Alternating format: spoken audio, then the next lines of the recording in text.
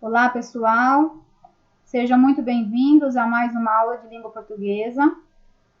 O assunto da nossa aula de hoje é pronome pessoal. Especificamente, nós vamos trabalhar o pronome pessoal do caso reto.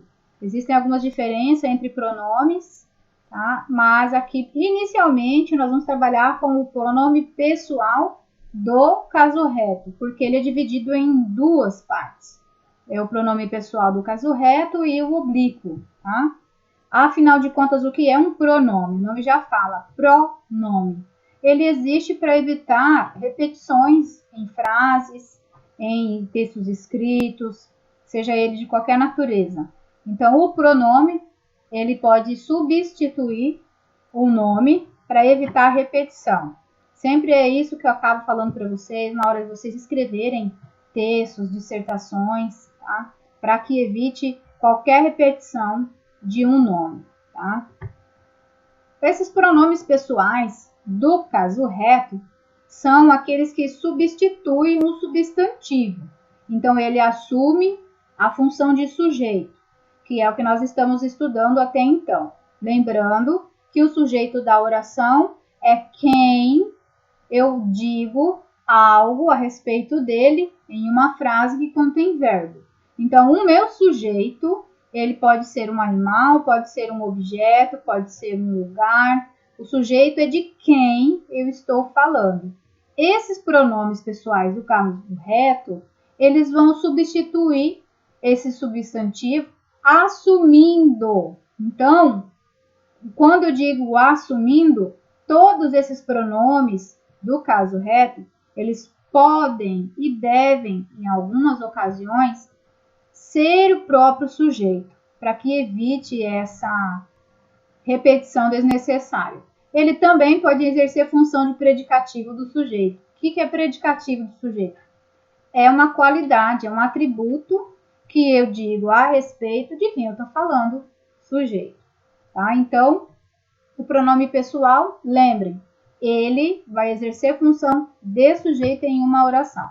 Mas, afinal de contas, o que eles indicam, né? Lembra quando a gente vai conjugar verbo? Que aí eu falo assim, quais são as pessoas do discurso? Eu, tu, ele, nós, vós, eles. Esses pronomes é o que nós estamos estudando até então. A gente chama ele de pessoas do discurso. Ou seja, nós trabalhamos com três situações. Quem fala, que é o eu e o nós. Com quem se fala, que é o tu e o vós. E de quem é que nós falamos. Se é ele, se é ela, se é eles ou se é elas. Tá? Quais são esses pronomes pessoais? Eles são subdivididos, esses pronomes do caso reto, em singular e plural. Por quê? Dependendo do sujeito que eu tenho na minha oração, ele tem que concordar com esse sujeito. Se o sujeito estiver no singular, logicamente, ele tem que vir no singular. Se for no plural, ele tem que seguir a concordância com o verbo no plural. Então, dividindo em singular e plural, eu tenho primeira, segunda e terceira pessoa, tá? A primeira pessoa do singular, eu. Ele é o meu pronome pessoal do caso reto, eu. A segunda pessoa do singular, tu. A terceira, ele ou ela. A primeira pessoa do plural, nós. A segunda pessoa do plural, vós. E a terceira pessoa do plural, eles ou elas. Esses pronomes pessoais, como eu acabei de falar para vocês, eles vão exercer a função de sujeito. Reparem nos exemplos.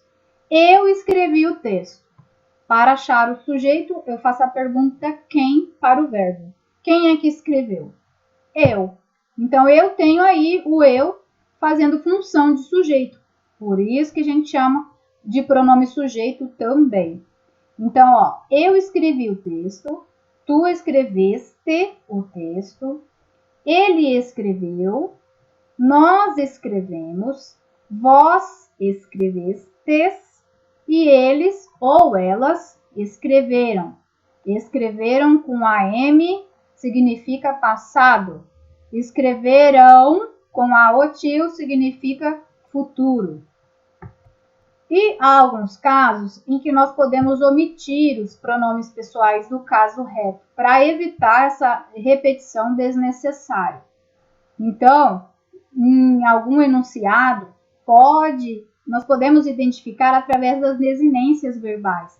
Lembra que a gente acabou de estudar tipos de sujeito? O sujeito oculto, o sujeito indeterminado, o simples e o composto?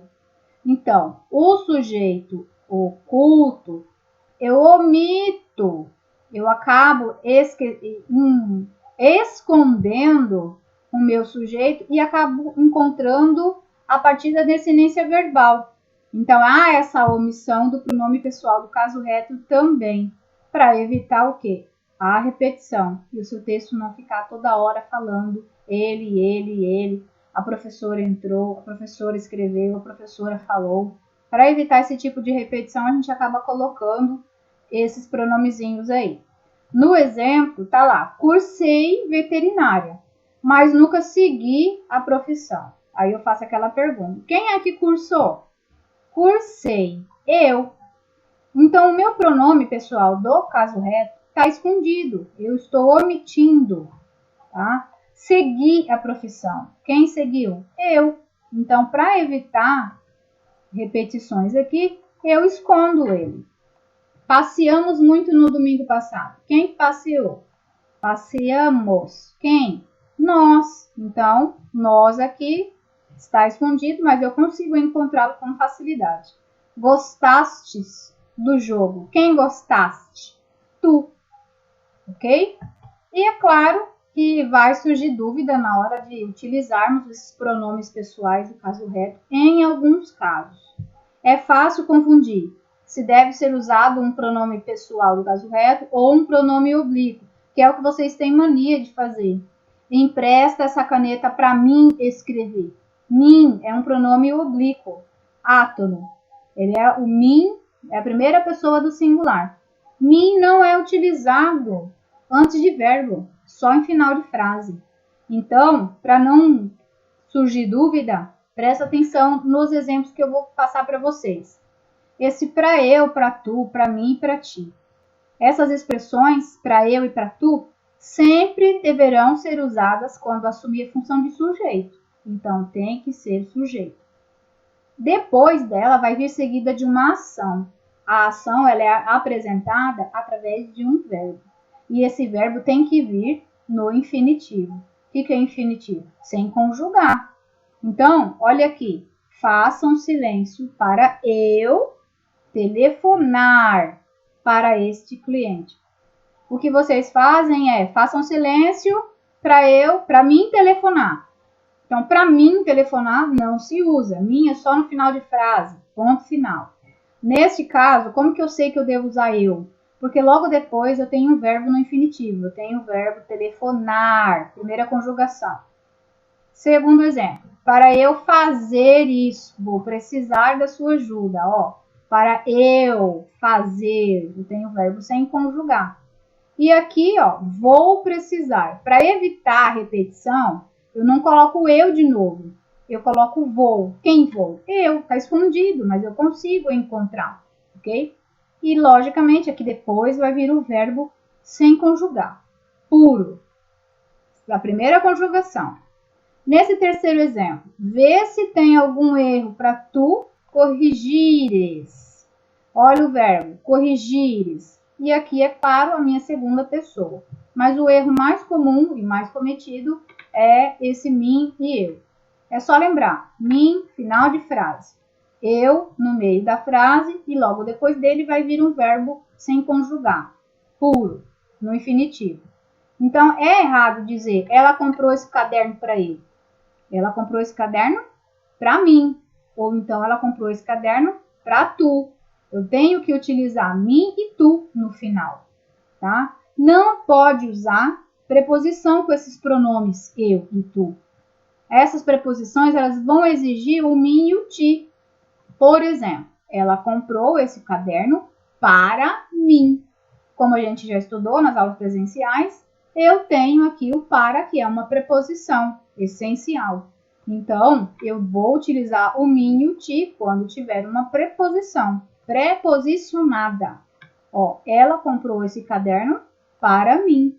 E falando, é claro que a gente pode utilizar, ela comprou esse caderno para mim. Não tem problema nenhum. Mas na hora de escrever, tem que tomar cuidado.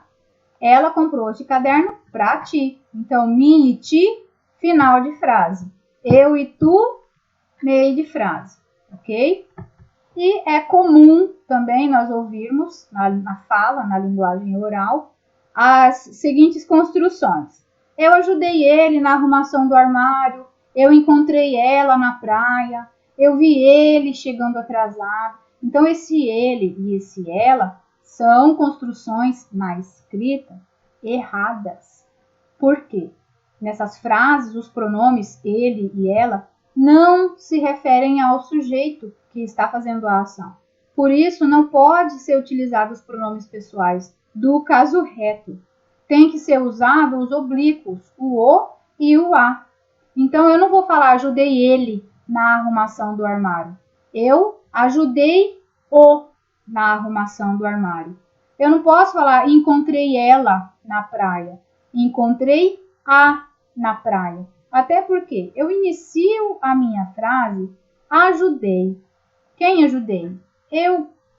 Mesmo que esteja escondido, eu consigo encontrar o meu sujeito. Aí eu vou lá e coloco, eu ajudei ele.